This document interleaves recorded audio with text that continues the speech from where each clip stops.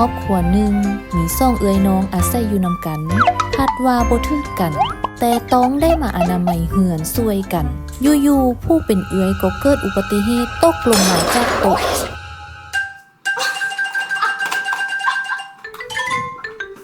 Nope. เด้เห็นบอกแข่งแคนคาบ่ค่อยดีขึ้นไปเห็นยังขนาดคือบ่เฮาโอ้ก็เห็นไงในมุมเต็มเฮ็ดอันนี้เด้ก็เลยเอาฟอยขึ้นแบบป้ายืนบ่ดีเพราะมันโตกโอ้ยเจ็บหลายบ่ขนาดลุกเป็นหยังดอกหายดอกไข้แต่มันต่ำๆสี่แหละเฒ่านะเห็นกระดูกบ่ค่อยดีมื้อหน้าก็บอกเฮาแต่ว่ามีประกันละวะประกันนี้หยังล่ะประกันมีเด้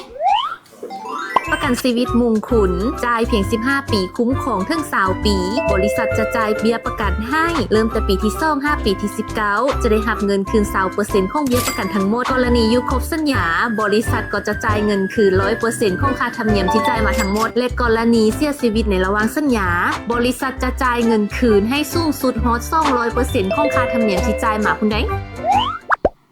มันได้หลายประเด็นพูดหรอ ในแท้ก็หมูเฮาก็เฮ็ดหลายคนแล้ว จะเขียนลักษณะแล้วมันต้องเห็นแล้วไหน หมอยากเลยเขาเฟซบุ๊กเขาบริษัทเวียงจันทร์ประกันภัยไม่ว่าจะไปซื้อบริษัทหมอที่เขาพาไปนิพนธ์สวัสดิ์ไตใกล้ๆไปบอกไปสนะ